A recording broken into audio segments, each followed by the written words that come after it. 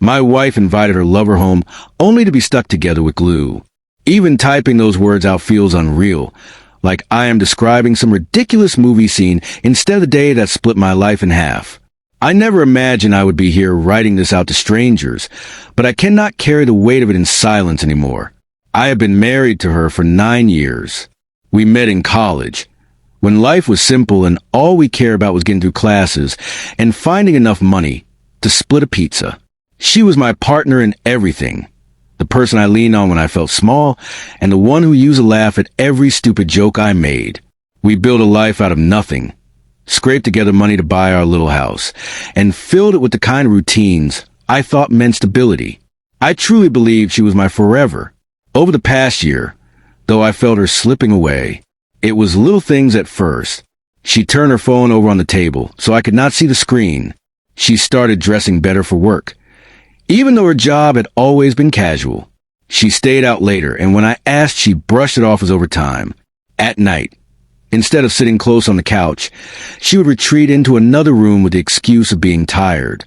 I kept telling myself it was stress, or maybe she was going through something private. But deep down, I think I already knew. I just didn't want to face it. Then came that Saturday afternoon. I was fixing the gutter outside and needed the tube of industrial glue I had left in the garage.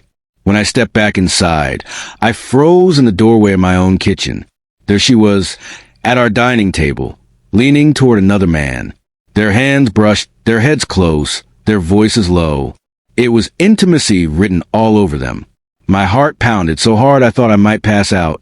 She looked up, saw me, and the color drained from her face. He sat frozen like a thief caught in the act.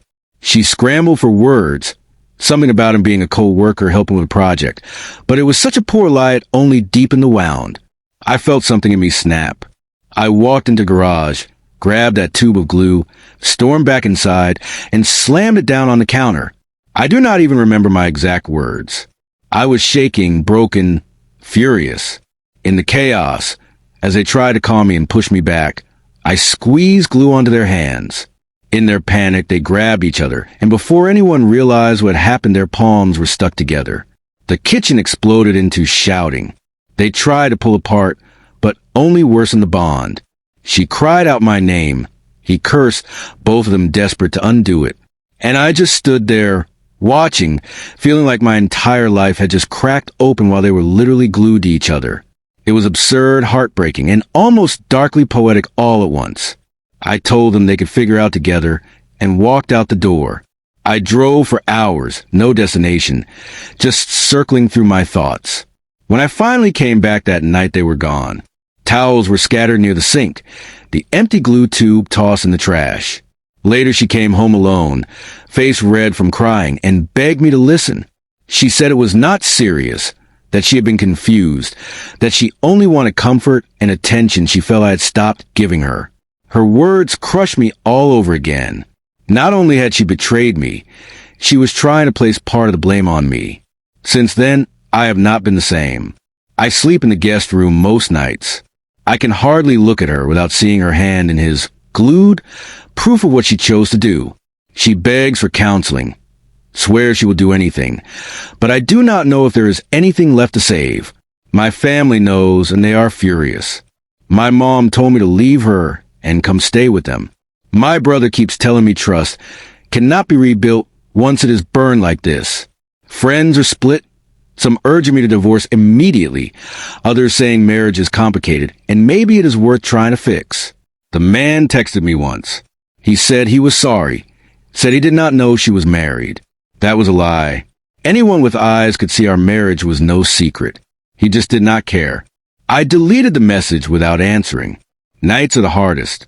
I sit in our living room, surrounded by memories, and sometimes I almost laugh picturing them glued together because it looks so absurd. But the laughter always dies, because it was not just glue. It was the moment my marriage ended. It was the proof that the person I trusted most had chosen someone else and invited him into my home. That is an image I will never unsee. Quietly, I have started preparing. I spoke to a lawyer. I looked at our finances. I began picturing life without her. I had not told her this part yet, but I know deep down divorce is coming. I cannot live with half-truths and broken promises. I cannot rebuild what no longer feels real.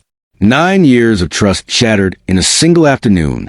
I do not know who I am without that life, but I know I am not the man I was before. Maybe one day I will see this as a turning point. Maybe I will grow stronger for it. But right now I only feel hollow.